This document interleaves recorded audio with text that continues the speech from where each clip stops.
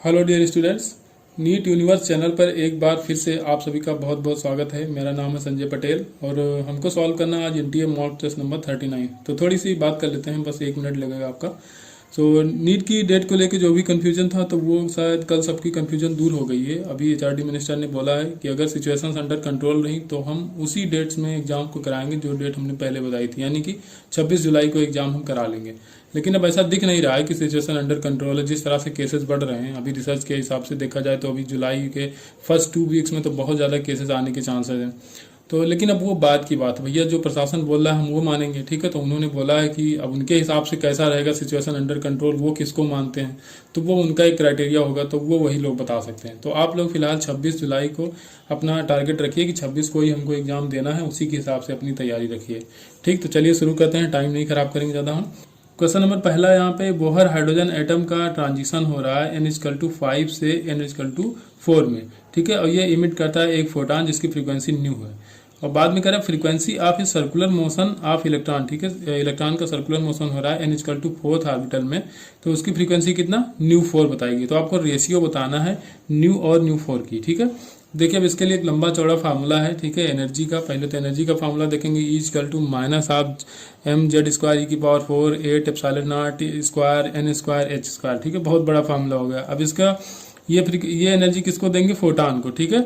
जो energy change हुई वो किसको मिलेगी, फोटान को मिलेगी। अब फोटान का फिर क्या होता है एनर्जी h के बराबर होता है, तो h ये करेंगे।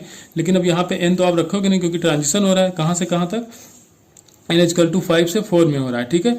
तो अब यहाँ से कैलकुलेट करेंगे इसको पूरा, तो ये न्यू निकल के आ जाएगा, h यहाँ पे नीचे आ जाएगा तो h³ हो जाएगा, ठीक है। बाकी सारी चीज़ें वही रहेंगी, ठीक है। अब काइनेटिक एनर्जी तो इसको हम पॉजिटिव में ले लेंगे। अब ये तो हो गया आपकी फोटान की फ्रीक्वेंसी। अब बाद में करा उस इलेक्ट्रॉन की फ्रीक्वेंसी न्यू 4 है जो 4th ऑर्बिटल में मूव कर रहा है, ठीक है। तो अब उसका देखेंगे उसकी फ्रीक्वेंसी क्या होगी। तो उसकी फ्रीक्वेंसी देखो न्यू 4 क्या करोगे 1/t, ये 1 होगा, ठीक है। 1/t मतलब 1/टाइम क्या होता है, फ्रीक्वेंसी होती है। तो अब टाइम को क्या ले सकते हो 2πr, ठीक है। 2πr हो जाएगा उस ऑर्बिटल का सरकमफ्रेंस, ठीक है। ये हो जाएगा 2πr और बाई v करेंगे, ठीक है। जितनी वेलोसिटी से वो मूव कर रहा होगा तो बाई v करोगे तो v यहाँ पे चला जाएगा ऊपर, तो ये हो गया न्यू 4, ठीक है। अब देखिए अब यहाँ पे अलग अलग वैल्यूज रखनी होती है। अब यहाँ पे वेलोसिटी की भी प्रोपोर्शनलिटी अलग से होती है, ठीक है। और रेडियस का भी अलग से होता है, ठीक है। तो दोनों की वैल्यूज आपको यहाँ पे रखनी पड़ेगी। तो अगर f4 की बात की जाए या न्यू 4 की बात की जाए यहाँ पे, तो इसकी वैल्यू जब आप रखोगे तो इसकी वैल्यू होती है z², ठीक है। जैसे ऊपर वाले की वैल्यू लिखे उसी तरह होती है z² E² m² upon 4 epsilon not square n का क्यूब और h का क्यूब, ठीक है।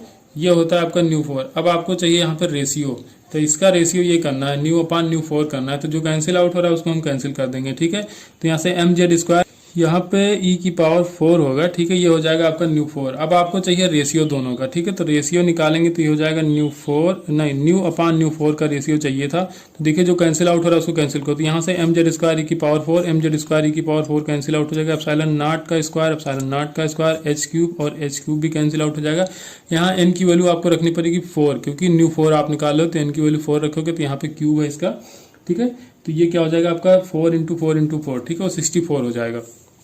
यहाँ पे क्या 1/8 है, ठीक है। तो ऊपर लिख लो 1/8 और इसमें क्या है 9/16 × 25, ठीक है। अपान यहाँ पे क्या बचेगा 1/4 × 1/, ये n³ है, ठीक है। n³ की वैल्यू क्या रखोगे 4 रखोगे तो ये हो जाएगा 64, ठीक है। इसको जब सॉल्व करोगे तो यहाँ पे आ जाएगा आपका 18/25 के बराबर, ठीक है। 18/25 ये ऑप्शन में यही दिया, ठीक है। और इसको सिंप्लीफाई करने की जरूरत नहीं। वैसे भी देखिए ये फार्मूला किसी को याद नहीं होता, मुझे भी याद नहीं तो आपको भी याद नहीं था। तो इस तरह के क्वेश्चन आते हैं तो इनको छोड़ना पड़ जाता है, या तो इनका आंसर रट लो। क्वेश्चन नंबर दूसरा, यहाँ पे कोई पार्टिकल P है, दूसरा पार्टिकल Q है, ठीक है। दोनों को हॉरिजॉन्टल वेलोसिटी दी गई, सेम हॉरिजॉन्टल वेलोसिटी, इनका सेम मास भी है। यहाँ पे Q ये V है, ठीक है। ये यहाँ पे पहुंचता है B पॉइंट पे और P भी पहुंचता है B पॉइंट पे इस सर्कुलर पाथ पे, ठीक है। हेमी सर्कुलर बाउल है यहाँ पे, यहाँ से ऐसे होते हुए यहाँ पहुंचता है। तो पूछ रहा है कि किसको कम समय लगेगा B तक पहुंचने में, ठीक है। कम समय या ज्यादा समय आपको रिलेशन पूछा गया है TP और TQ में। तो इसकी हॉरिजॉन्टल वेलोसिटी में कोई चेंज नहीं है कि जो वेलोसिटी इसको दी गई वही होगा, लेकिन इसकी हॉरिजॉन्टल वेलोसिटी देखोगे तो इसकी हॉरिजॉन्टल वेलोसिटी जब यहाँ तक आएगा तब तक बढ़ेगी, ठीक है। इसकी वेलोसिटी क्या होगी, बढ़ेगी, फिर यहाँ से यहाँ तक जाओगे तो घटेगी। तो एक एवरेज वेलोसिटी हम लेंगे Vp, ठीक है। तो Vp जो आएगा ना तो वो v से ज़्यादा होगा, ठीक है। जो भी एवरेज वेलोसिटी यहाँ से यहाँ तक आएगा, तो यहाँ से यहाँ तक देखिए a से c तक वेलोसिटी बढ़ेगी, c से b तक घटेगी। तो अब यहाँ से हम लोग एवरेज वेलोसिटी लेंगे, तो जो भी एवरेज वेलोसिटी निकल के आती है तो वो vp जो होगी वो इससे ज़्यादा होगी जो हॉरिजॉन्टल वेलोसिटी उसको इनिशियली दी गई थी t=0 पे। तो जब वेलोसिटी इसकी ज़्यादा है तभी जल्दी पहुँच जाएगा, मतलब कि जो tp होगा TP तो वो जल्दी पहुंचेगा, इसका मतलब कम होगा। और यहाँ TQ होगा, ठीक है, ये हो जाएगा आपका TQ, तो TQ ज़्यादा होगा। तो यहाँ पे ऑप्शन सही हो जाएगा TQ is greater than TP, मतलब कि इसको ज़्यादा समय लगेगा इससे, क्योंकि इसकी वेलोसिटी जो हॉरिजॉन्टल कंपोनेंट है इसका ये ज़्यादा आ रहा है, ठीक है। जो भी एवरेज वेलोसिटी आ रही है हॉरिजॉन्टल कंपोनेंट की वो v से ज़्यादा आ रही है, तो जब ज़्यादा वेलोसिटी है तो जल्दी पहुँच जाएगा। क्वेश्चन नंबर 3 है, ये भी अच्छा क्वेश्चन। इन्फिनाइट ब्लॉक्स हैं यहाँ पे, ठीक है। मास इनका एक का मास दिया गया m, यहाँ पे ऐसे इन्फिनाइट ब्लॉक लगे हुए हैं और इनके बीच की डिस्टेंस d है, ठीक है। t=0 पे कहा गया है कि लेफ्ट मोस्ट ब्लॉक, जो यहाँ पे लेफ्ट वाला ब्लॉक है, इसको एक वेलोसिटी दी गई है v के बराबर। Coefficient of friction between any block and surface in mu आपको दिया गया, ठीक है। कोफिशिएंट ऑफ फ्रिक्शन क्या, म्यू सबके बीच में म्यू है। तो अब आपसे कहा गया है कि यहाँ पे क्या बताना है आपको, let the total number of collision be n, then n is कह रहा है अगर टोटल नंबर ऑफ कोलिजन यहाँ पे कैपिटल N के बराबर है तो n आपको बताना है। यहाँ पे इसको वेलोसिटी दी गई तो फिर इसमें कोलिजन होगा, ये इससे टकराएगा इससे टकराएगा, तो कोलिजन का नंबर दे दिया गया n के बराबर, कैपिटल N के बराबर, ठीक है। तो आपको बताना है कि n की वैल्यू कितनी होगी।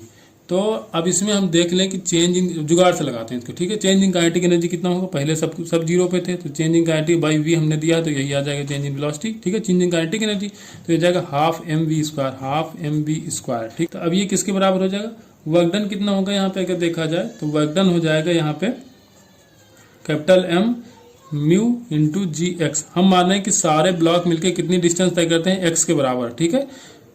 कितना तय करते हैं, x के बराबर म्यू mg, तो यहाँ पे हो जाएगा फ्रिक्शनल फोर्स इंटू x हो जाएगी जो सारे ब्लॉक जितना डिस्टेंस ट्रेवल करते हैं वो हो जाएगा आपका x के बराबर। तो अब यहाँ से x अगर कैलकुलेट करोगे तो x आ जाएगा, देखिए m और m कैंसिल आउट हो जाएगा, तो यहाँ पे हो जाएगा v²/2 म्यू जी के बराबर, ये आ जाएगा आपका x, ठीक है। अब देखिए टोटल डिस्टेंस कितना आ गई, x के बराबर तय किया। अब एक के बीच में डिस्टेंस कितना है d, ठीक है, एक के बीच डिस्टेंस कितना है d, तो नंबर ऑफ कोलिजन जो हो जाएंगे तो टोटल डिस्टेंस ट्रेवल कितना है v²/2 म्यू जी, और एक के बीच का डिस्टेंस कितना है d के बराबर है। तो टोटल डिस्टेंस को अगर एक डिस्टेंस से हम डिवाइड करें तो नंबर ऑफ कोलिजन निकल आएगा, भाई यहाँ कोलिजन हुआ, यहाँ कोलिजन हुआ, यहाँ कोलिजन हुआ, टोटल डिस्टेंस ये निकली। तो नंबर ऑफ कोलिजन को एक किसी दो ब्लॉक के बीच के डिस्टेंस से हम डिवाइड कर देंगे तो ये हो जाएगा आपका v²/2 mu G into D के बराबर। क्वेश्चन नंबर 4 है, यहाँ पे हेमी सर्कुलर एक वेज है, ठीक है। इसका मास कैपिटल M दिया गया है, हॉरिजॉन्टल फ्लोर पे रखा हुआ है। एक मैन है जिसका मास स्मॉल m दिया गया है, ये मूव करता है उस वेज पे, ठीक है। यहाँ पोजीशन A से लेकर C तक जाता है। तो आपको बताना है वेज की स्पीड पे क्या फर्क पड़ेगा, यही इसमें ऑप्शन में 4 में दिया गया है, ठीक है। तो पहले हम क्या करेंगे, माना इसकी स्पीड v है, ठीक है, तो इसको कंपोनेंट करोगे तो क्या हो जाएगा, v cos थीटा हो जाएगा, ये ऊपर हो जाएगा v sin थीटा, ठीक है। तो अब क्या करेंगे, हम इसका लीनियर मोमेंटम जो होगा उसको कंजर्व करेंगे x डायरेक्शन में, ठीक है। तो x डायरेक्शन में देखिए इसकी मोशन कितना है, इसका हो जाएगा mv cos theta plus m plus m, दोनों अब वेज और मैन, क्योंकि वेज के ऊपर ही मैन है तो दोनों का मास कंसिडर करेंगे, इंटू v=0। अब जीरो क्यों किया, क्योंकि इनिशियली इनका मोमेंटम जो था वो जीरो था, ठीक है। ये हो जाएगा final momentum, initial momentum zero था यहाँ पे। तो वेज की जो वेलोसिटी होगी v वो हो जाएगी -12mv cos theta upon m plus m, ठीक है। अब जैसे जैसे मैन ऊपर चढ़ेगा, ठीक है, जैसे जैसे ऊपर चढ़ेगा तो यहाँ पे क्या होगा, ये जो एंगल होगा ये कम होता जाएगा, ठीक है। जब एंगल कम होता है तो कॉस की वैल्यू बढ़ती जाती है, ठीक है। cos 0 की वैल्यू मैक्सिमम होती है, तो ये क्या होगा, इसकी वेलोसिटी बढ़ेगी, वेज की जो वेलोसिटी होगी v वो क्या होगी, बढ़ेगी। तो यहाँ तक आएगा तब तक बढ़ेगी, ठीक है। अब फिर जैसे यहाँ होगा तो फिर क्या होगा, एंगल बढ़ना शुरू हो जाएगा तो इसकी वेलोसिटी धीरे धीरे घटना शुरू हो जाएगी। तो फर्स्ट इंक्रीज करेगी देन डिक्रीज करेगी, तो पहला ऑप्शन यहाँ पे करेक्ट हो जाएगा। क्वेश्चन नंबर 5 यहाँ पर दिया गया, ferromagnetic material is placed in external magnetic field, the size of magnetic domain. Size of magnetic domain पे क्या फर्क पड़ेगा, कह रहा है कि फेरोमैग्नेटिक मटेरियल को यहाँ पे रखा गया है एक्सटर्नल मैग्नेटिक फील्ड में। तो देखिए सम डोमेन, ठीक है, जो डोमेन मैग्नेटिक फील्ड की डायरेक्शन में होगा, ठीक है, some domain which are in the direction of applied field, वो डोमेन जो डायरेक्शन ऑफ अप्लाइड फील्ड के डायरेक्शन में होगा, ठीक है, तो वो उसका साइज क्या होगा, इंक्रीज करेगा, और बाकी जो होगा वो डिक्रीज करेगा, ठीक है। तो सी ऑप्शन यहाँ पे सही है, सम इंक्रीज व्हाइल अदर डिक्रीज। और कौन इंक्रीज करेगा, जो मैग्नेटिक फील्ड, जो अप्लाइड मैग्नेटिक फील्ड है उसके डायरेक्शन में होगा तो वो इंक्रीज करेगा, बाकी डिक्रीज करेंगे। तो सी ऑप्शन यहाँ पे करेक्ट हो जाएगा। क्वेश्चन नंबर 6 यहाँ पे एक सर्किट दी गई है, ठीक है। तो आपको बताना है magnitude and direction of the flow of current ठीक है, यहाँ पे बताना magnitude of flow of current. तो देखिए अब यहाँ पे क्या दो बैटरीज लगी हुई, तो ये बैटरी इस तरफ करंट फ्लो कराना चाहेगी और ये 4 जो वोल्ट की है वो इस तरफ कराना चाहिए, लेकिन चलेगा वही, मतलब चलेगी उसी की जो जबरदस्त होगा। ठीक है, किसकी चलती है भाई, जो जबरदस्त होता है उसी की चलती है। तो यहाँ पे 10 वोल्ट वाला जबरदस्त है तो इसकी चलेगी, तो ये क्या होगा, इसमें से माइनस हो जाएगा, तो टोटल जो ईएमएफ आ जाएगा तो यहाँ पे 10 माइनस 4 हो जाएगा। ठीक है, तो 6 आ जाएगा और रेजिस्टेंस कितना है 1 + 2 + 3 आ जाएगा 6/6 तो आ जाएगा 1 एम्पियर। तो करंट 1 एम्पियर चलेगी। ठीक है, अब ये पॉइंट ए दिया गया है क्वेश्चन में, ये बी है, तो कहाँ से कहाँ तक जाएगी, क्योंकि ये डोमिनेंट बैटरी है तो इसी के अकॉर्डिंग करंट फ्लो करेगी, तो ए से बी जाएगी। ठीक है, तो लास्ट ऑप्शन यहाँ पे सही हो जाएगा 1 ampere from A to B. Question number 7, यहाँ पे देखिए पहले तो सिमेट्री वाला केस होता था, ठीक है, जैसा हमको पूछा जाता था जो मेनली हमको याद होता है। ठीक है, यहाँ पर अगर पूछ ले एक किसी साइड के अकॉर्डिंग क्या कितना होगा जो रेजिस्टेंस होगा, या फेस डायगोनल या फिर बॉडी डायगोनल, तो ये हमको याद होता है 7/12, 9/12 एंड 10/12। ठीक है, ये हमको याद होता है, लेकिन ऐसे पूछा नहीं है। यहाँ पे ये पॉइंट एक्स बना दिया, ये पॉइंट वाई बना दिया, और सारी जितने भी ब्रांचेज हैं, ठीक है 12 ब्रांचेज हैं इसमें, तो कहा गया सबका रेजिस्टेंस कितना आर के बराबर है। ठीक है, स्मॉल आर के बराबर है, तो अब रेजिस्टेंस इनके बीच कितना होगा, यहाँ से यहाँ बताना है आपको। तो देखिए अगर सिमेट्री से देखा जाए, अगर इसको ऐसे डिवाइड करोगे, बीच से क्यूब है तो बीच से इसको काट दो तो ये कटेगा। ठीक है, ये लाइन कटेगी, तो जो लाइन कटेगा, क्योंकि अब इक्वल रेजिस्टेंस इधर बचेगा, इधर क्या क्या बचेगा, ये ब्रांच ये वाली और ये वाली इस तरफ बचेगी, और आधा इसका पार्ट आधा इसका पार्ट। उस तरफ क्या बचेगा, उस तरफ भी वही बचेगा, ये ब्रांच और नीचे वाली ब्रांच। ठीक है, और ये 4 हो गई, और ये आधा और ये आधा, मतलब कि सिमेट्री यहाँ पे बन नहीं है, तो आप इसको डिवाइड कर सकते हो। यहाँ पे ये हो जाएगा, ये कैंसिल आउट हो जाएगा, मतलब डी ई का जो पोटेंशियल होगा वो सेम होगा, और सी और एच का पोटेंशियल हो जाएगा सेम। तो यहाँ से इसको अब आप हटा दीजिए। ठीक है, तब ये हट गया, तब ये इतना पार्ट ये फ्री हो गया, और उधर का भी फ्री हो गया। ठीक है, तो इसका कितना होगा, ये हो जाएगा आर, ये हो जाएगा आर, ये हो जाएगा आर, तो कितना हो जाएगा 3R। ठीक है, ये कितना हो जाएगा 3R, और 3R इस आर के साथ हो जाएगा पैरेलल में। हम एक का निकाल रहे हैं, ठीक है, आधे का इधर का निकाल रहे हैं, बाकी दोनों पैरेलल में होंगे तो बाई 2 कर लेंगे। ठीक है, क्योंकि सेम है तभी तो सिमेट्री लगी यहाँ पे। तो ये हो जाएगा R + R + R, ये हो जाएगा 3R, और 3R इस आर के साथ है पैरेलल में।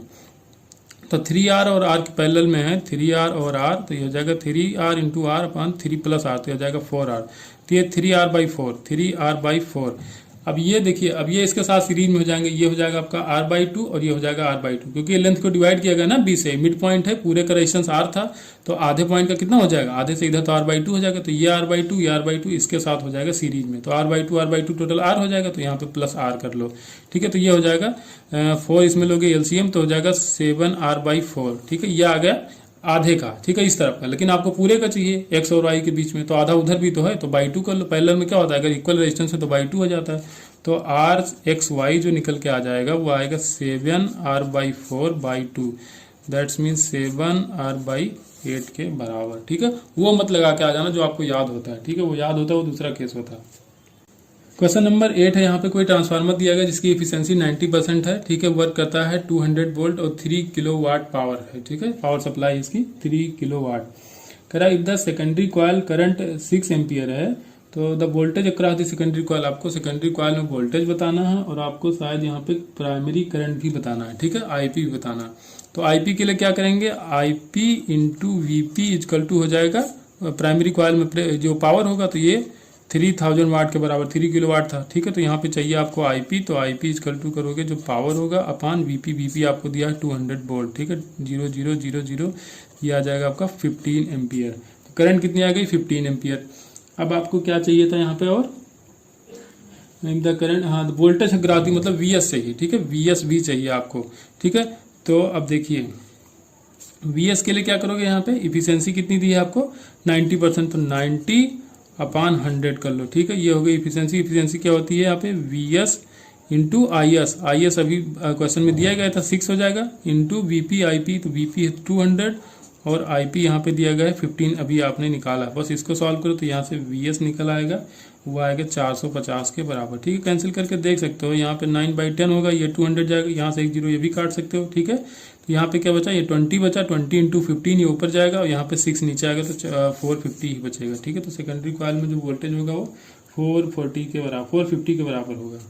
क्वेश्चन नंबर 9 है, पहले इसको देख लीजिए फिर 10 देखते हैं। कोई मैग्नेट है जो सस्पेंडेड है लेंथ वाइज। ठीक है, किसी स्प्रिंग से सस्पेंडेड है और ये ऑसिलेट कर रहा है। ठीक है, मैग्नेट क्या कर रहा है, ऑसिलेट कर रहा है, और ये कोई किसी कॉइल के अंदर जाता है, फिर उसके बाद बाहर निकलता है। ठीक है, कोई मैग्नेट है, इसको सस्पेंड किया गया, एक कॉइल है सी शेप की, उसकी इनसाइड इंसर्ट करता है, फिर बाहर जाता है, फिर इनसाइड इंसर्ट। जब देखिए जब अंदर जाएगा तो क्या होगा, मैग्नेटिक फ्लक्स बढ़ेगा, तो करंट में डिफ्लेक्शन, ठीक है, जो उसके थ्रू जब गैल्वेनोमीटर लगा होगा इस कॉइल के थ्रू, ठीक है, तो वहां पे क्या होगा, डिफ्लेक्शन आएगा। तो एक बार जब ये माना कि अंदर गया, ठीक है, तो यहाँ पे माना एक बार क्लॉकवाइज करंट आई, तो इसका डिफ्लेक्शन होगा इस तरफ, ठीक है, क्लॉकवाइज डिफ्लेक्शन होगा। अब देखिए यहाँ पे पूछा क्या गया, पहले ये देख लो, देन द मैग्नेट ऑसिलेट। अब यहाँ पे जो ये एम्पलीट्यूड की बात की गई, वो जो डिफ्लेक्शन होता है इसकी जो सुई होती है यहाँ पे गैल्वेनोमीटर की, ठीक है, उसमें जो डिफ्लेक्शन उसके एम्पलीट्यूड की बात करी गई, और आपको दिया गया है किसका एम्पलीट्यूड, इसका जो आपको यहाँ पे लटकाया गया है ये मैग्नेट, ठीक है, उसका।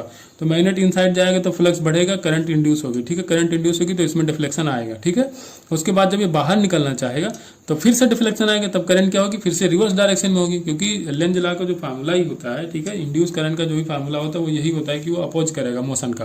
तो जा रहा है तब भी विरोध करेगा, निकलेगा तब भी विरोध करेगा। तो एक बार पॉजिटिव करंट आएगी, दूसरी बार क्या होगी, रिवर्स डायरेक्शन में करंट आएगी, तो ये अपनी डायरेक्शन को पलट देगा। लेकिन अब इसका एम्पलीट्यूड धीरे धीरे कम होता जाएगा, तो एम्पलीट्यूड कम होगा तो यहाँ पे इंड्यूस करंट भी कम होती जाएगी, तो इसका एम्पलीट्यूड जो डिफ्लेक्शन आ रहा है उसका एम्पलीट्यूड भी कम ही होता जाएगा। तो यहाँ पे डी ऑप्शन करेक्ट हो जाएगा, deflection of G to the left and right, ठीक है, दोनों साइड में डिफ्लेक्शन होगा एंड डिक्रीजिंग एम्पलीट्यूड, जैसे जैसे इसका एम्पलीट्यूड घटता जाएगा वैसे वैसे डिफ्लेक्शन इन जी में जो एम्पलीट्यूड आ रहा है उसका भी घटता जाएगा। क्वेश्चन नंबर 10 है, यहाँ पे देखिए कैपेसिटर्स लगाए गए हैं, तो यहाँ पे इक्विवेलेंट कैपेसिटेंस आपको बताना आसान क्वेश्चन है। तो पहले देखिए इसमें व्हीटस्टोन ब्रिज बनना होगा, ठीक है, यहाँ इसको डिवाइड करो, C0/2 C0 1/2 आएगा, 2 C0/4 C0 1/2 यहाँ भी आएगा, तो ये आपका जो कैपेसिटर ये हो जाएगा बेकार, ठीक है। ऊपर सीरीज में लगे हैं 2C और C, तो ये हो जाएगा 2C0/3, ठीक है। नीचे क्या है 4 और 2 सीरीज में है, तो इसको करोगे तो 4 × 2 तो हो जाएगा 8 C0/6 या 4/3 C0, ठीक है। अब देखिए अब ये दोनों पैरेलल में हो जाएंगे, पैरेलल में सीधे जोड़ देते हैं, तो यहाँ पे 4 C0/3, यहाँ पे 2 C0/3, तो टोटल हो जाएगा 6 C0/3, 3 से 2 गया तो 2 C0 आ जाएगा यहाँ पे इक्विवेलेंट कैपेसिटेंस। क्वेश्चन नंबर 11 है, ये भी आसान क्वेश्चन है। यहाँ पे कहा गया इलेक्ट्रिक डायपोल है कोई जिसकी लेंथ 2 सेंटीमीटर है, ठीक है, ये प्लेस किया गया है, एंगल इसका कितना है 30 degree with the electric field है, ठीक है। ये टॉर्क कितना एक्सपीरियंस करता है 10√3 के बराबर, तो आपसे पोटेंशियल एनर्जी पूछा गया है, ठीक है। तो देखिए टॉर्क इक्वल टू होता है PE sin थीटा, ठीक है। ये डाइपोल मोमेंट है P, यहाँ पे पोटेंशियल एनर्जी मत समझ लेना PE को, ठीक है, ये इलेक्ट्रिक फील्ड है, ये डाइपोल मोमेंट है। तो टॉ इक्वल टू क्या होता है PE sin थीटा, ये जो आपकी पोटेंशियल एनर्जी होती है वो होती है -PE cos थीटा, ठीक है। आपको चाहिए पोटेंशियल एनर्जी, तो इसको टॉ से डिवाइड करो, ठीक है, तो ये हो जाएगा upon tau equal to PE sin theta के बराबर, ठीक है।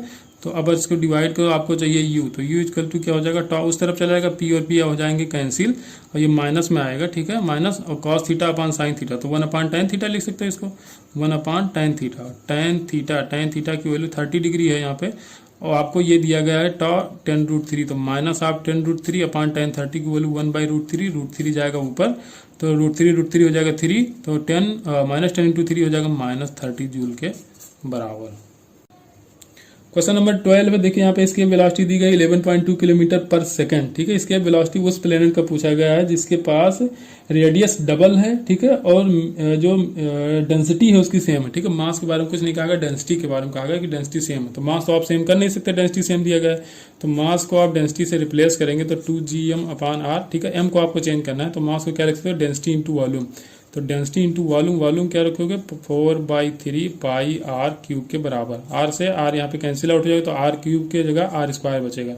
तो जो आपकी VE होगी ना वो डायरेक्टली प्रोपोर्शनल टू √r², या VE जो होगा वो डायरेक्टली प्रोपोर्शनल टू हो जाएगा r के, ठीक है, स्क्वायर रूट के बाहर लोगे तो r आ जाएगा। तो देखिए उस प्लेनेट का रेडियस कहा गया डबल है, तो रेडियस डबल होगा तो जो आपकी इसके वेलोसिटी होगी वो भी हो जाएगी डबल, तो 11.2 था तो यहाँ पे हो जाएगा 22.4 किलोमीटर पर सेकंड। क्वेश्चन नंबर 13 यहाँ पे कहा गया 2 satellites are in parking orbit around the earth, ठीक है, mass of the one is 10 times the other, ठीक है, मास दूसरे का क्या है 10 गुना ज़्यादा है। तो ratio of period of revolution आपको बताना है, आपको पता है जो period of revolution t² directly proportional to r³ होता है। यहाँ पे कहीं मास दिख रहा है, मतलब कि मास से होता है इंडिपेंडेंट, वो जिस ऑर्बिट में राउंड करता है तो उसका जो रेडियस होता है ना उस पर डिपेंड करता है, तो उसके मास पे डिपेंड ही नहीं करता, तो सीधे 1:1 हो जाएगा, तो पहला ऑप्शन यहाँ पे करेक्ट हो जाएगा। क्वेश्चन नंबर 14, ये अच्छा क्वेश्चन है, इसमें कहा गया कि कोई बहुत स्मॉल होल है, ठीक है, एक इलेक्ट्रिक फर्नेस में, ठीक है, इसका यूज किया गया है मेटल को हीट करने में, कह रहा है the hole is nearly act as black body, जो होल है वो ब्लैक बॉडी की तरह एक्ट कर रहा है, area of the hole is और 200 मिलीमीटर स्क्वायर दिया गया आपको area. Keep the metal 727 degree Celsius कहा गया है, तो इसको केल्विन में चेंज करेंगे तो 1000 केल्विन आ जाएगा। Heat energy flowing through this hole per second in joule, ठीक है, आपको जूल में चाहिए। तो देखिए जो ई का फॉर्मूला आपका होता है, ई का फॉर्मूला क्या होता है, सिग्मा ए टी की पावर 4, ठीक है, बस इसी में वैल्यू रखना है, बस आंसर आ जाएगा आपका। सिग्मा की वैल्यू आपको दी गई 5.767 इंटू 10 की पावर -8, ये हो जाएगा सिग्मा। एरिया आपको दिया गया है 200 मिलीमीटर स्क्वायर, तो इसको लिखो 200 इंटू 10 की पावर -6, तो ये हो जाएगा आपका मीटर स्क्वायर इंटू टी की पावर 4। अब देखिए 10 की पावर 3 यहाँ पे है, इसकी पावर कर दोगे आप 4, तो ये 10 की पावर 4 12 हो जाएगा, 3 इंटू 4 तो हो जाएगा 12, ठीक। अब यहाँ पे देखिए 8 10 की पावर -0, 10 की पावर -6 तो हो जाएगा 10 की पावर -14, लेकिन यहाँ से 2 जीरो काट दो तो 10 की पावर -12 वो भी बचेगा, और 10 की पावर 12 ये आ जाएगा प्लस में, तो ये हो जाएंगे कैंसिल आपस में, ठीक है। यहाँ बचेगा 2, अब इसको क्या करोगे, यहाँ इसको मल्टीप्लाई कराओ तो 5.5 है लगभग, तो 11 के आसपास आना चाहिए। 11 के आसपास यहाँ पे डी ऑप्शन दिया है 11.34। क्वेश्चन नंबर 15 है, एक गैस है 1 एटमॉस्फेरिक प्रेशर दिया गया, यहाँ पे वॉल्यूम है उसका 800 सेंटीमीटर क्यूब। कह रहा है when 100 joule of heat is supply to the gas, 100 joule इसको दिया गया है, ये एक्सपेंड कर जाती है 1 लीटर तक, ठीक है, कांस्टेंट प्रेशर पे। चेंज इन इंटरनल एनर्जी आपको बताना है, ठीक है। तो चेंज इन इंटरनल, अगर फर्स्ट लॉ लगाया जाए फ्लोट, तो डेल्टा क्यू इज करके क्या होता है, डेल्टा यू प्लस डब्ल्यू के बराबर। तो पहले हम निकालते हैं डब्ल्यू, तो डब्ल्यू होता है पी इंटू डेल्टा वी, ठीक है। तो पी आपको 1 एटमॉस्फेरिक प्रेशर दिया गया, इसको न्यूटन मीटर में बदलेंगे तो 1 इंटू 10 की पावर 5 हो जाएगा, ठीक है, आ जाएगा आपका प्रेशर। वॉल्यूम में चेंज कितना है, 1 माइनस 0.8 कर लोगे, ठीक है, ये 0.8 लीटर आ जाएगा। इसको मीटर क्यूब में करोगे तो 10 की पावर 6 से इसको मल्टीप्लाई कराना पड़ेगा, ठीक है। 10 की पावर 6 से इसे क्या कराओगे, तो मल्टीप्लाई -6 से कराओगे, ठीक है, 6 से क्यों कराओगे, -6 से कराओगे, तो इधर आ जाएगा 1 माइनस 0.8, तो ये आ जाएगा यहाँ पे 0.2 इंटू 10 की पावर -1, ठीक है। -1 क्यों, क्योंकि +5 यहाँ था, -6 यहाँ था, तो ये हो जाएगा 0.02। अब देखिए यहाँ पे थोड़ी सी मिस्टेक हो गई, यहाँ पे क्या करना था हमको, 800 आपको मीटर क्यूब दिया गया था, ठीक है, सेंटीमीटर क्यूब दिया गया था। तो जब हमने मीटर क्यूब के लिए 10 की पावर -6 लिख दिया, तब इसको क्यों चेंज करेंगे, हम 0.8 क्यों लिखेंगे। तब जो 1 लीटर दिया उसको हम लिख देंगे 1000 सेंटीमीटर क्यूब, और जो 800 सेंटीमीटर क्यूब था उसको वैसे ही रहने देंगे, ठीक है। तो 1000 centimetre cube minus 800 centimetre cube, और इसी को तो मीटर क्यूब में चेंज करने के लिए हमने 10 की पावर -6 से मल्टीप्लाई कराया, ठीक है। तो दोनों नहीं कर सकते ना, तो देखिए अब हमने क्या कर लिया, 1000 माइनस 800, तो यहाँ पे आ जाएगा 200, ठीक है। तो ये हो जाएगा 200 इंटू 10 की पावर -1 है, तो यहाँ पे आ जाएगा 20। तो जो आपका W आया वो आ गया 20। आपको चाहिए डेल्टा U, ठीक है। तो डेल्टा U, अब यहाँ से देखिए डेल्टा U क्या हो जाएगा, Q माइनस W।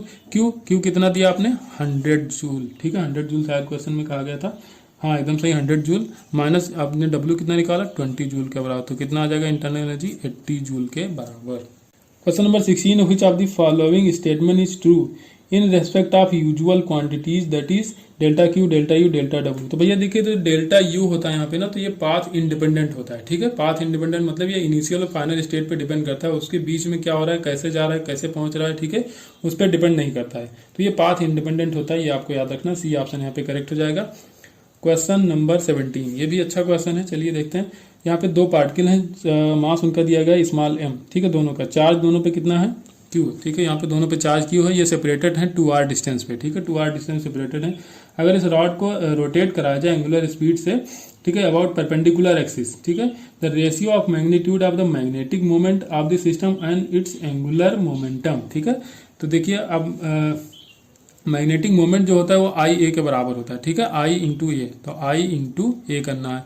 अब देखिए ए कितना आएगा, तो ये अगर इस रॉड को घुमाओगे कितना एरिया कवर करेगा, तो ये आर इसका रेडियस हो जाएगा, इसके सेंटर के अबाउट अगर घुमाओगे तो पाई आर स्क्वायर एरिया कवर करेगा, तो वो लिख देंगे पाई आर स्क्वायर। लेकिन अब आप आई कैसे लोगे, तो चार्ज कितना है यहाँ पे, चार्ज है 2Q, ठीक है। तो 2Q अपान क्या कर दोगे, यहाँ पे टाइम पीरियड कर दो, ठीक है। तो टाइम पीरियड ओमेगा के फॉर्म में लिखना हो तो क्या लिखोगे, 2π/t होता है, तो t की जगह लिख दोगे 2π/ω, ठीक है। तो अपान टाइम पीरियड करना था, तो यहाँ पे क्या कर दोगे 2π/ω, तो ओमेगा यहाँ पे चला जाएगा ऊपर, ठीक है। अब ये आ गया आपका मैग्नेटिक मूवमेंट, ये आ गया करंट, ठीक है। अब इसको एरिया से मल्टीप्लाई कराओ तो ये हो जाएगा पाई आर स्क्वायर, ये आ गया आपका मैग्नेटिक मूवमेंट। अब आपको क्या करना है, एंगुलर मोमेंटम भी चाहिए, तो एंगुलर मोमेंटम क्या करोगे, आई ओमेगा कर दोगे, तो angular momentum L equal to I into omega. I क्या हो जाएगा, अब यहाँ पे मास है कितनी डिस्टेंस पे, r है, तो mr स्क्वायर लगाओगे, लेकिन 2 है तो 2 कर दो, तो 2mr स्क्वायर, ये हो जाएगा आपका आई, और आई ओमेगा होता है ना L, तो यहाँ पे ओमेगा से भी मल्टीप्लाई कराओगे। अब दोनों का रेशियो ही तो पूछा गया आपसे, ठीक है, तो जो कैंसिल आउट हो रहा है उसको कैंसिल कर दो, ओमेगा से ओमेगा गया, आर स्क्वायर से आर स्क्वायर गया, देखिए पाई से यहाँ पाई कैंसिल हो जाएगा, 2 से 2 कैंसिल आउट हो जाएगा, तो यहाँ बचेगा क्यू अपान 2m के बराबर, तो ये हो जाएगा क्यू अपान 2m। ठीक है, फिर से घिसा पिटा क्वेश्चन नंबर 18। ठीक है, ये भी बहुत आसान क्वेश्चन है। इसमें एक आर्क दिया गया है, कितना डिग्री पे है ये 45 डिग्री, पाई बाई 4 इसको लिख लो। और ये देखिए ये आर्क इसके नज़दीक है, तो अब इसके थ्रू जो मैग्नेटिक फील्ड होगा, देखिए फिंगर को कल के आउटवर्ड होगा, और जो बी वाला पॉइंट है जो वहाँ से जो आर्क बनना है उसके लिए इनवर्ट होगा। तो आउटवर्ड मैग्नेट इन्वर्ट करेंगे, क्योंकि जो यहाँ पे ये नज़दीक है तो इसकी वजह से ज़्यादा होगा मैग्नेटिक फील्ड, क्योंकि mu not I upon 4 pi r होता है, तो इन्वर्सली रिलेशन होता है आर से, तो आर जिसका कम उसका म्यू ज़्यादा। तो अब जो बी रिजल्टेंट हम लोग लिखेंगे तो पहले इसका लिख लीजिए, तो mu not I upon 4 pi r कितना रखोगे 3 सेंटीमीटर। ठीक है, अभी हम सेंटीमीटर ही में रख रहे हैं, बाद में चेंज कर लेंगे। ठीक है, या इंटू कर लो यार 10⁻⁻² कर लो, इंटू थीटा कितना है पाई बाई 4। ठीक है, तो ये रख दो pi by 4 minus of mu not I. ठीक है, करंट सेम फ्लो हो रही दोनों में। ठीक है, 4 पाई इंटू, अब इसका रेडियस कितना रखोगे 3 ये है और 2 ये है, तो दोनों मिला के रखोगे तो ये हो जाएगा 5 इंटू 10⁻² इंटू पाई बाई 4। इसमें जो कॉमन हो रहा है उसको कॉमन करो। ठीक है, तो mu not I pi by 4 ये तो जाएगा ही कॉमन, और ये 10⁻² भी जाएगा, 4 पाई इंटू 4 भी कॉमन होगा, इंटू 4 इंटू 10⁻², ये इतनी सारी चीज़ कॉमन हो जाएंगे। यहाँ पे बचेगा क्या 1/3 और -1/5। ठीक है, यहाँ पे v आपको सॉल्व करना है। पहले जो देख लो कैंसिल हो रहा है कर दो उसको, पाई से पाई कैंसिल आउट होगा, बाकी सारी चीज़ें रहेंगी। तो म्यू नॉट की वैल्यू भी रखना पड़ेगा 4 पाई एप्सिलॉन नॉट इंटू 10⁻⁷। आई आपको दिया गया 10 एम्पियर। ठीक है, वो रखोगे आप 4 पाई, भाई इसका मतलब वैल्यू रखना नहीं है। अब ये क्या हो जाएगा, इसमें जब आप यहाँ पे एलसीएम लोगे 15 आ जाएगा, ये आ जाएगा आपका 5 - 3, तो ऊपर हो जाएगा 2। बस वैल्यू रखो 4 पाई इंटू 10⁻⁷। आई की वैल्यू आपको 10 दी गई है। ठीक है, 4 इंटू 4 इंटू 10⁻²। बस इसको सॉल्व करना, 10⁻⁵ आ जाएगा आपका आंसर। Question number 19। ठीक है, अच्छा क्वेश्चन है, फिर से देखते हैं इसको। यहाँ पे देखिए कोई रॉड है, ये रॉड है, ये थीटा एंगल पे यहाँ पे रखी गई है, इस ये ब्लॉक है। ठीक है, इस ब्लॉक को स्पीड दी गई है। ठीक है, यहाँ पे वेलोसिटी दी गई है v। ठीक है, तो आपको यहाँ पे बताना है the angular velocity of the rod at the instant 1। यहाँ पे एंगुलर वेलोसिटी आपको बताना है इस रॉड का। ठीक है, तो चलिए इसको थोड़ा जुगाड़ से लगाते हैं। यहाँ पे हम मान ले रहे हैं कि ये कितनी डिस्टेंस पे है, x डिस्टेंस पे। ठीक है, अब ये वेरिएबल रहेगा क्योंकि ये ब्लॉक धीरे धीरे आगे जाता रहेगा, तो उस इंस्टेंट पे हम मान ले रहे हैं कि x डिस्टेंस पे है। ठीक है, हाइट इसकी मान लो कि ये y है। ठीक है, ये क्या मान लेंगे हम, ये y है, लेकिन आपको h दिया गया तो h ही मान सकते हो, कोई दिक्कत नहीं, क्योंकि ये चेंज नहीं होगी, ये हाइट तो इतनी ही रहेगी, इस ब्लॉक की हाइट चेंज नहीं होगी, तो इसको आप h ही रहने दो। ठीक है, इसको y मत मानो। अब देखो अगर यहाँ से थीटा निकाला जाए तो ये एंगल थीटा है तो ये भी थीटा होगा। ठीक है, ये अगर थीटा तो ये भी थीटा होगा, तो tan थीटा इक्वल टू क्या हो जाएगा यहाँ पे परपेंडिकुलर अपान बेस। ठीक है, परपेंडिकुलर क्या है x है, बेस यहाँ पे h है। ठीक है, तो यहाँ पे अगर x इक्वल टू देखो तो हो जाएगा h tan थीटा। ठीक है, अब उसको अगर डिफरेंशिएट करो टाइम के रेस्पेक्ट में तो dx अपान dt हो जाएगा। यहाँ पे h तो है आपका कांस्टेंट, और ये थीटा क्या हो जाएगा आपका, थीटा tan थीटा का जो डिफरेंशिएशन होता है वो क्या हो जाएगा आपका सेक स्क्वायर थीटा। ठीक है, sec square theta d theta by d t. ठीक है, अब देखिए अब कुछ नहीं करना, dx अपान dt ये हो जाएगी यही वाली वेलोसिटी, क्योंकि यही डिस्टेंस आपकी चेंज हो रही है, तो dx अपान dt करोगे तो ये हो जाएगा v के बराबर। तो ये तो आ जाएगा आपका v, h इसके नीचे आ जाएगा। ठीक है, ये इसके नीचे आ जाएगा, और यहाँ पे सेक स्क्वायर इसके नीचे आएगा, तो 1 अपान सेक स्क्वायर को लिख सकते हो आप कॉस स्क्वायर थीटा। ठीक है, तो 1 सेक नीचे आएगा तो इसको लिख सकते हैं कॉस स्क्वायर थीटा, और ये जो डी थीटा अपान dt यही तो ओमेगा है, वही आपसे पूछा गया। ठीक है, एंगुलर वेलोसिटी तो पूछा गया, तो ओमेगा की वैल्यू आ गई यहाँ पे v cos square theta upon h के बराबर। क्वेश्चन नंबर 20, ये भी अच्छा क्वेश्चन है। कोई रे है जो ट्रेवल कर रही है इन द डायरेक्शन ऑफ 1/2, फिर ब्रैकेट में है i plus root of 3j। ये इंसिडेंट हो रही है किसी प्लेन मिरर पे, after reflection it travel in the direction 1/2 bracket of i minus root 3j। Angle of incidence आपको बताना है, किस एंगल पे इंसिडेंट हुई है। देखिए दो वेक्टर ही दिया है। ठीक है, एक आने वाली रे की और एक जाने वाली की, तो दोनों का अगर पहले हम मान लेते हैं कि ये रे यहाँ से आ रही है और ये ऐसे जा रही है। ठीक है, ये प्लेन मिरर है, तो इसको थोड़ा सा आगे बढ़ाएंगे तो जो ये एंगल हो जाएगा इन दोनों वेक्टर का एंगल हो जाएगा। तो इन दोनों वेक्टर का एंगल कैसे निकालेंगे, हम डॉट प्रोडक्ट से इनका एंगल निकाल लेंगे। ठीक है, तो देखिए दोनों का डॉट प्रोडक्ट जब करोगे आप तो 1/2 i माइनस पहले प्लस लिख लो प्लस 3j। ठीक है, डॉट प्रोडक्ट किसके बराबर है 1/2 i minus of root 3 into j, ये हो जाएगा डॉट। अब ये डॉट प्रोडक्ट क्या होता है, a डॉट v जो होता है वो होता है mod of a mod of v into cos theta. ठीक है, आपको थीटा ही निकालना है।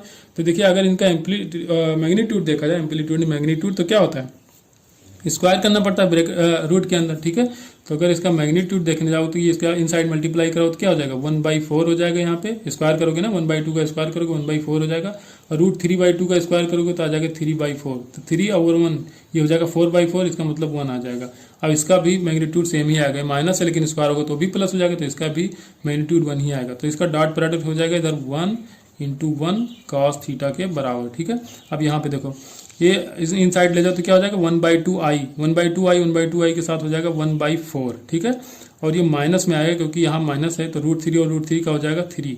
1/4 minus of 3 equal to cos theta, ठीक है। तो ये हो जाएगा -1/2, ठीक है। कितना हो जाएगा माइनस ऑफ 1/2 cos थीटा, ठीक है। अब थीटा कितना आ जाएगा 120 डिग्री, लेकिन अब इससे काम नहीं चला अभी तक, ठीक है। अब आपको पता चल गया थीटा कितना आ गया 120 डिग्री, तो ये इतना आ गया, इन दोनों वेक्टर के बीच का एंगल जो आया वो थीटा 120 के बराबर आ गया।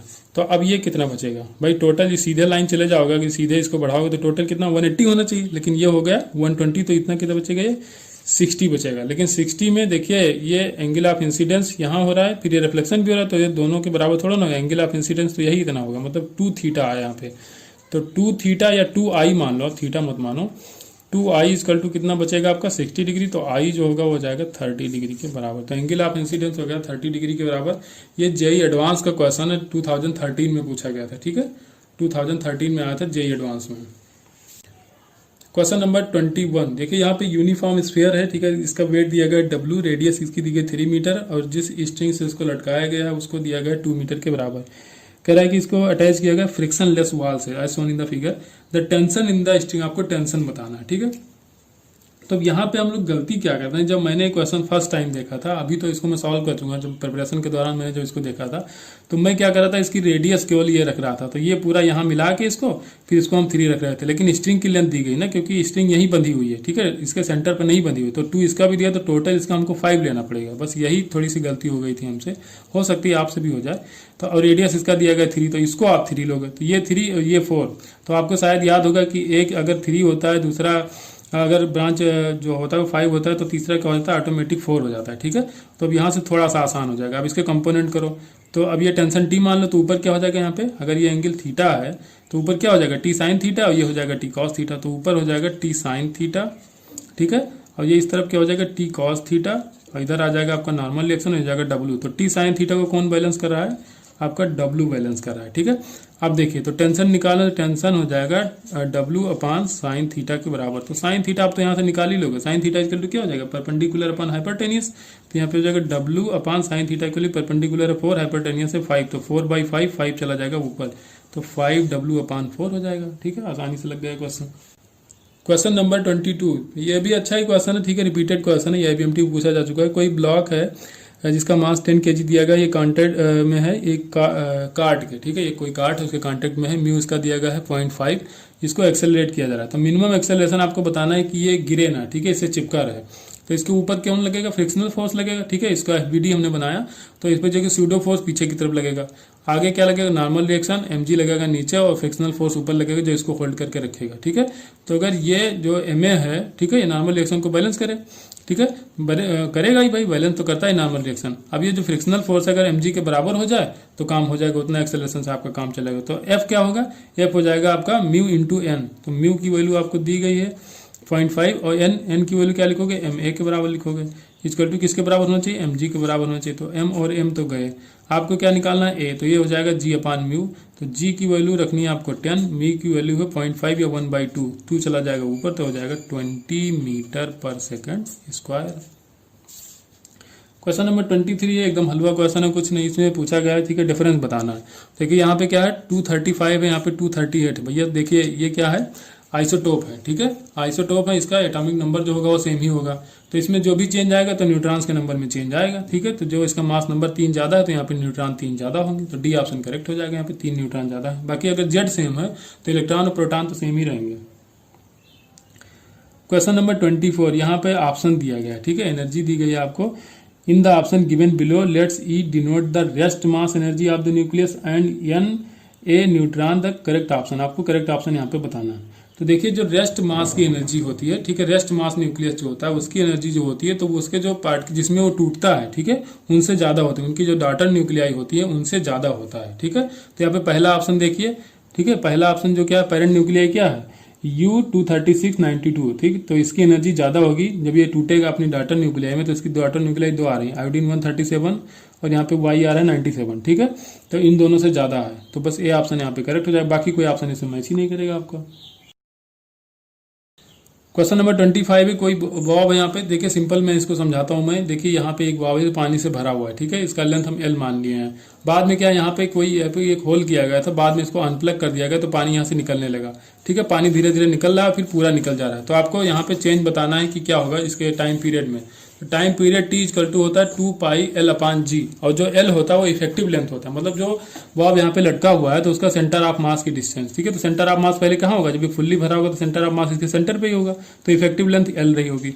अब धीरे धीरे पानी निकल रहा है तो आप मान लो कि आधा पानी निकल गया तो सेंटर ऑफ मास नीचे शिफ्ट हो जाएगा, तो जो इफेक्टिव लेंथ होगी L डैश, तो L डैश ज्यादा हो जाएगी L से, तो जब L डैश ज्यादा हो जाएगी ना तो टाइम पीरियड भी ज्यादा होगा। इसका मतलब जब पानी निकलना शुरू होगा तो सेंटर ऑफ मास का नीचे शिफ्ट होगा और टाइम पीरियड घटना शुरू हो जाएगा, ठीक है।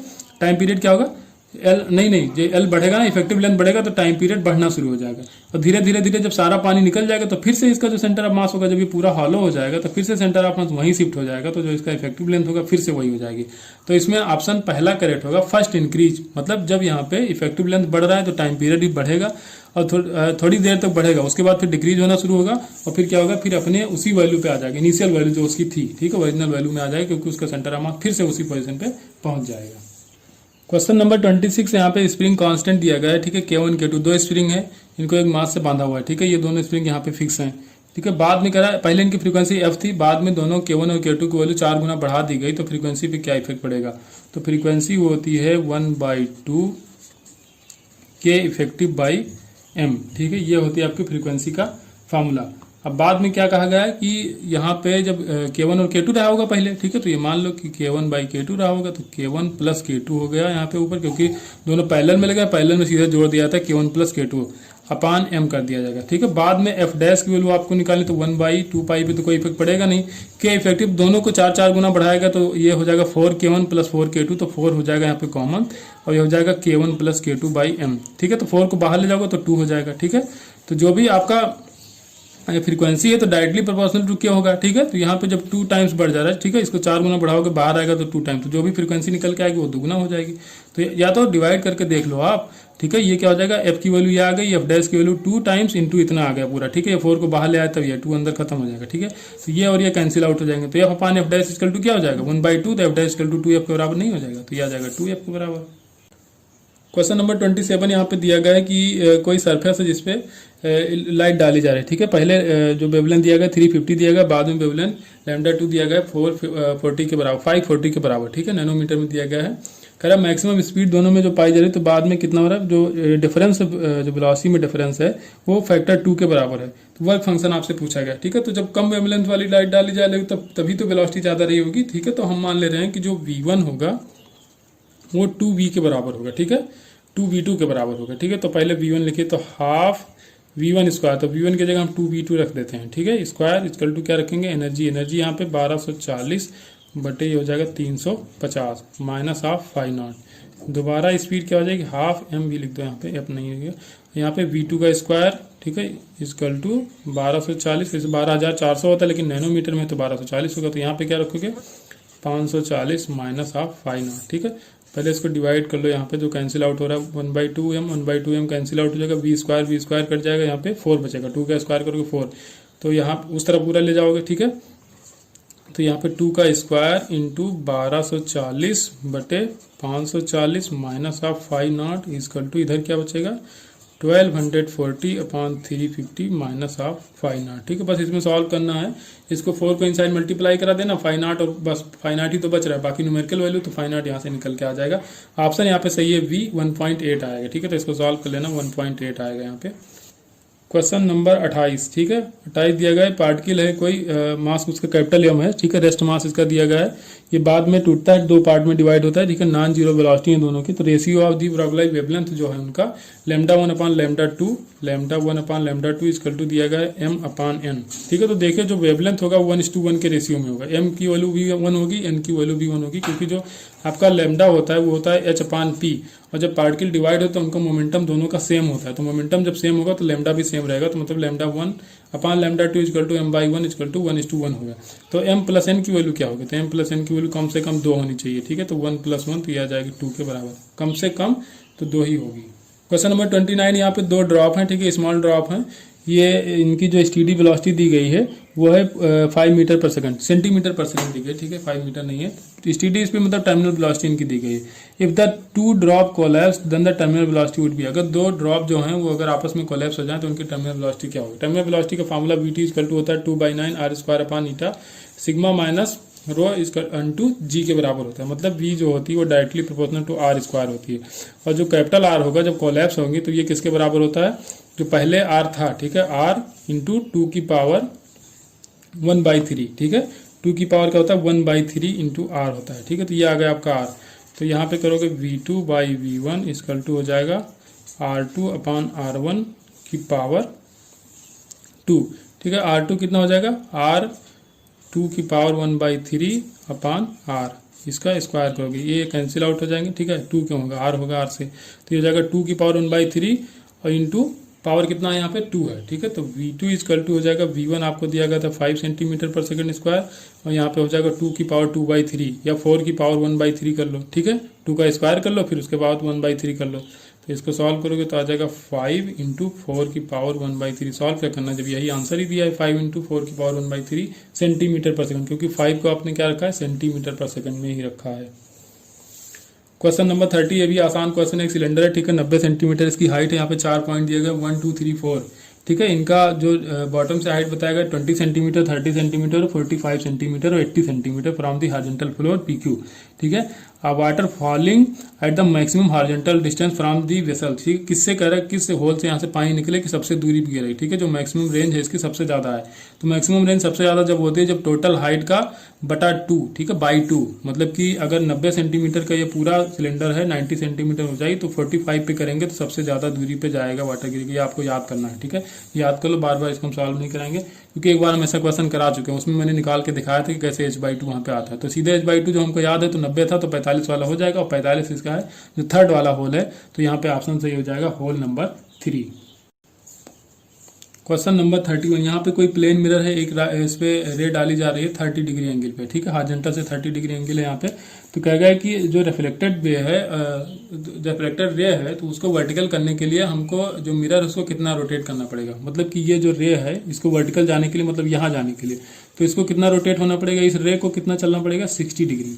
तो हमको मिरर को कितना रोटेट करना पड़ेगा, ठीक है। तो मिरर को हमको बताना है कितना रोटेट। तो अगर मिरर को हम 30 डिग्री ले जाएं, अगर मिरर को यहाँ ले आए, ठीक है, मिरर को यहाँ लाएंगे तो ये वाला पार्ट जो ये होगा यहाँ आ जाएगा, तो ये इतना आ जाएगा, ठीक है। तो जो टोटल जो इंसिडेंट एंगल होगा वो कितना हो जाएगा? 60 डिग्री, ठीक है। तो जब ये 60 होगा इंसिडेंट वाला, तो रिफ्लेक्टेड वाला भी 60 हो जाएगा मिरर से, ठीक है। तो मिरर से ये 60 हो जाएगा, तो रिफ्लेक्टेड होगा ये भी 60 हो जाएगा, ठीक है। तो ये 60 ये 60, तो मिरर को कितना जाना पड़ेगा? 30 डिग्री, ठीक है। इसमें पेन भी नहीं चलाना था, अगर आप चाहते तो ऐसे कर सकते थे, ठीक है। तो मिरर को कितना डिग्री शिफ्ट करना पड़ेगा? 30 डिग्री हम शिफ्ट कर दें तो जो रिफ्लेक्टेड लाइट होगी तो ये वाली हो जाएगी, और वो होगी फिर वर्टिकल, ठीक है, ये हो जाएगी वर्टिकल। क्वेश्चन नंबर 32, यहाँ पे कोई पार्टिकल है जो मूव करा कि सर्कुलर रेडियस 1 सेंटीमीटर में, ठीक है। इसके सामने एक लेंस रखा हुआ है, ठीक है, जिसका फोकल लेंथ दिया गया 50 सेंटीमीटर, ये 75 सेंटीमीटर की दूरी पे रखा गया है, ठीक है। तो आपको यहाँ पे 4 ऑप्शन दिए, उसमें से बताना है कि स्पीड में क्या चेंज होगा, इसके क्या होगा, सब कुछ बताना है यहाँ पे। तो चलिए देखते हैं। तो पहले अगर बात की जाए इसके रेडियस की, ठीक है, इसका रेडियस कितना है? 1 सेंटीमीटर दिया गया है। तो मैग्निफिकेशन यहाँ से पहले निकालो। तो मैग्निफिकेशन का फॉर्मूला हमने बताया था m इक्वल टू f/f+u, ठीक है, क्योंकि यहाँ पे पोजीशन आप ये दिया ऑब्जेक्ट, ठीक है। तो m हमको निकालना है, m इक्वल टू हो जाएगा, f की वैल्यू दिया 50 और फोकल लेंथ 50 माइनस आप 75, क्योंकि उल्टा जाना है हमको, ठीक है। तो -75 करोगे तो -25 हो जाएगा, तो आ जाएगा -2, ठीक है। तो जो भी मैग्निफिकेशन आ रहा है 2 सेंटीमीटर के बराबर आ रहा है, ठीक है। मतलब इसका रेडियस जो 1 था वो हो जाएगा 2 सेंटीमीटर का, ठीक है। तो अब ओमेगा में तो कोई चेंज होगा नहीं, तो ओमेगा 1 इक्वल टू ओमेगा 2 होगा, तो v equal to r omega होता है, तो ओमेगा इक्वल टू क्या होता है v बाई आर। v पहले कितना था, क्वेश्चन में दिया गया था 8 सेंटीमीटर, तो 8 बाई आर पहले कितना था 1 सेंटीमीटर, बाद में हो जाएगा आपकी वेलोसिटी बाद में निकालनी है, तो v बाई आर, आर कितना हो गया बाद में 2 सेंटीमीटर, मतलब पहले 1 था मैग्निफिकेशन 2 है तो 2 हो जाएगा, तो v इक्वल टू आ जाएगा 16 मीटर पर, सेंटीमीटर में है तो सेंटीमीटर रखो, सेंटीमीटर पर सेकंड के बराबर। ठीक है, ध्यान से देखना, अच्छा क्वेश्चन है ये। ठीक है, तो यहाँ पे सी ऑप्शन करेक्ट हो जाएगा, speed of image is 16 centimetre per second के बराबर। क्वेश्चन नंबर 33, यहाँ पर रोलिंग मोशन हो रहा है, कोई सॉलिड स्फीयर है, हॉरिजॉन्टल सरफेस पे रोलिंग मोशन कर रहा है, इसकी भी स्पीड दी गई v0 के बराबर। आफ्टर कोलिजन ये कह रहा है कि जो इसकी वेलोसिटी होगी वो कितनी होगी। ठीक है, प्योर रोलिंग कंडीशन फिर से करना है इसको, तो यहाँ जाएगा, यहाँ पर टक्कर होगी, फिर वापस चला आएगा। ठीक है, तो इसकी डायरेक्शन पलट जाएगी बस। तो हमको क्या करना है, इसमें आपको जो एंगुलर मोमेंटम है उसको कंजर्व करना है। ठीक है, कंजर्वेशन ऑफ एंगुलर मोमेंटम लगाओ। तो आफ्टर कोलिजन हम क्या करेंगे, mv0 का स्क्वायर, ठीक है, बिफोर कोलिजन हो जाएगा -2/5 mv0 r। ठीक है, यहाँ पे हमने क्या किया, आई ओमेगा किया। आई क्या होता है 2/5 mr स्क्वायर होता है। ठीक है, mr स्क्वायर इंटू ओमेगा करना पड़ेगा, ओमेगा की वैल्यू होती है v बाई आर। ठीक है, तो r से r कैंसिल आउट हो गया, तो ये निकल के आया, ये सोचना मत कि ये कहाँ से आ गया, इक्वल टू हो जाएगा। अब फिर से क्या करना, दोनों को जोड़ना रहेगा हमको, तो हो जाएगा mvr प्लस 2/5 mvr के बराबर। ठीक है, इसको जोड़ोगे तो आ जाएगा 7/5 mvr। ठीक है, इधर क्या बचेगा, इधर अगर माइनस करोगे तो यहाँ पे आ जाएगा 3 mv0 r/5। ठीक है, 5 से 5 गया, m से m गया, r से r गया, तो ये हो जाएगा 3v0/7 के बराबर। क्वेश्चन नंबर 34 यहाँ पे दिया गया, यूनिफॉर्म सॉलिड सिलेंडर है, यहाँ पे कहा गया रोल कर रहा है, इसका मास m दिया गया, रेडियस r दिया गया है। ठीक है, विदाउट स्लिपिंग। ठीक है, रोलिंग कंडीशन तो स्लिपिंग हो नहीं रही। By applying a constant horizontal force या फाइंड द एंगुलर एक्सेलरेशन। तो एंगुलर एक्सेलरेशन के लिए हम क्या करेंगे, टॉ इक्वल टू आई अल्फा हमको पता होता है। ठीक है, अब टार्क कितना लगेगा, फोर्स यहाँ पे लग रहा है, इस पॉइंट के अबाउट हम टार्क बैलेंस कर रहे हैं। ठीक है, तो यहाँ पे टार्क कितना लगेगा, F क्रॉस R के बराबर लगेगा, तो F cross R equal to I alpha. अब इस सिलेंडर का यहाँ पे ये क्या होगा, ये सरकमफ्रेंस होगा, तो यहाँ पे जो इसका मोमेंट ऑफ इनर्शिया होगा हो जाएगा 3/2 mr स्क्वायर इंटू अल्फा करना है। ठीक है, R से R कैंसिल आउट हो जाएगा, यहाँ पे आपको चाहिए कि यहाँ पे अल्फा चाहिए। ठीक है, तो अल्फा इक्वल टू हो जाएगा 2f, यहाँ 2 पर चला तो 2f 3mr हो जाएगा। ठीक है, एक r कैंसिल आउट हो जाएगा, तो 3mr के बराबर हो जाएगा। ऑप्शन यहाँ पे सही हो जाएगा सी। क्वेश्चन नंबर 35 है भी अच्छा क्वेश्चन मान सकते हो, इसमें कुछ है नहीं वैसे।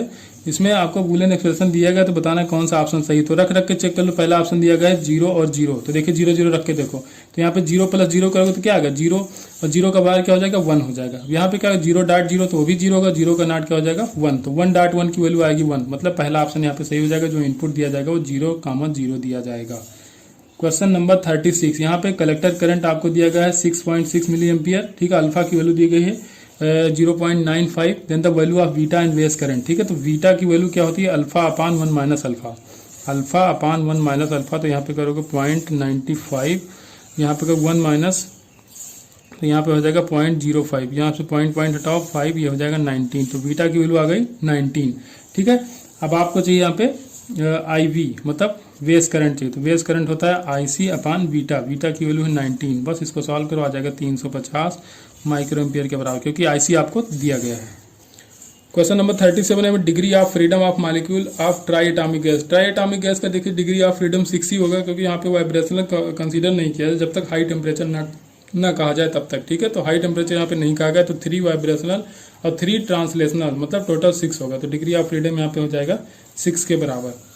क्वेश्चन नंबर 38 यहाँ पे दिया गया 2 मोल ऑफ आइडियल गैस दिया गया, CP/CV का रेशियो दिया गया 5/3। ठीक है, और यहाँ इसको मिक्स किया जाता है 3 mole of another ideal gas, CP/CV का रेशियो उसमें दिया गया है 4/3।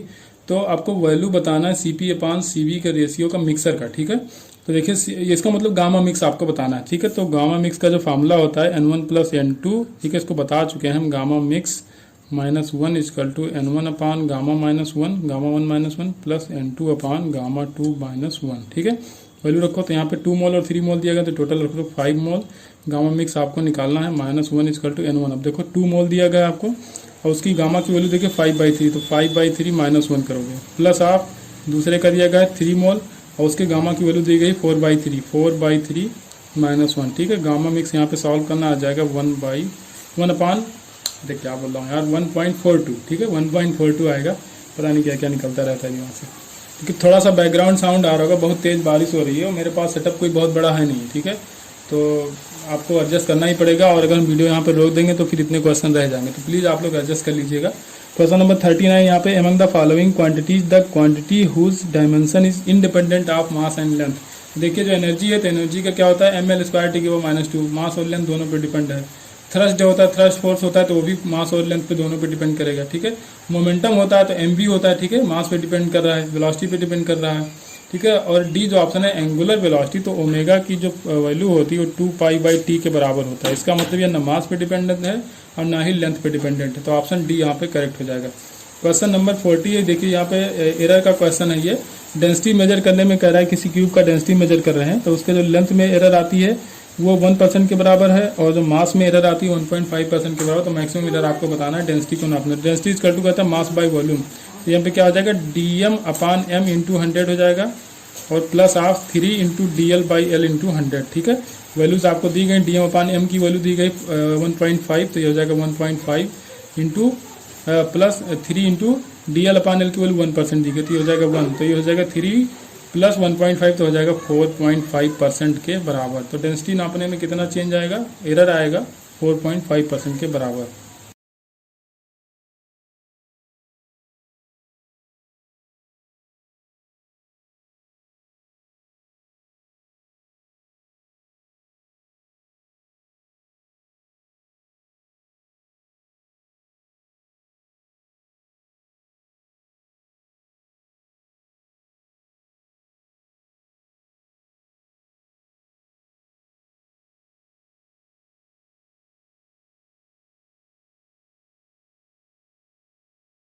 क्वेश्चन नंबर 43, यहाँ पे कोई स्ट्रिंग है 2 मीटर लॉन्ग है, ठीक है, इसका एंड फिक्स किया गया है, ठीक है, फ्रीक्वेंसी दी गई 240, और इसका जो थर्ड हार्मोनिक के बराबर है, ठीक है। तो थर्ड हार्मोनिक मतलब 3v/2l = हो जाएगा यहाँ पे 240। तो यहाँ पे फंडामेंटल पूछा, फंडामेंटल क्या होता है, v/2l होता है, तो 3 को यहाँ डिवाइड करा दो, तो ये हो जाएगा 80 के बराबर। तो फंडामेंटल फ्रीक्वेंसी आ जाएगी 80।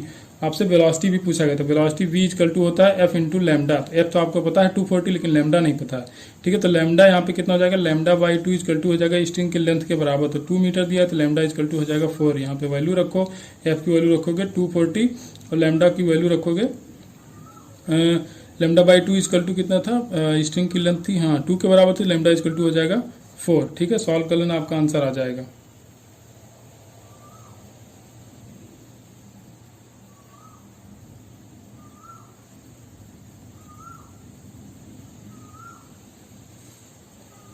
लैम्डा यहाँ पे देखो, क्योंकि थर्ड हार्मोनिक आ गया, तो λ/3 नहीं, λ/2 नहीं होगा, क्योंकि ये भी λ/2 है, भी λ/2 है, भी ये तीनों तो इसी लेंथ में आ रहा है ना, तो 3 λ/2 होगा, तो 3 λ/2 = हो जाएगा 2, तो यहाँ पे हो जाएगा 4/3, ठीक है। तो यहाँ पे वैल्यू रखोगे 4/3, 3 से कैंसिल करोगे आ जाएगा 80, 80 × 4 हो जाएगा 320, कितना आएगा 320 मीटर पर सेकंड के बराबर आ जाएगा।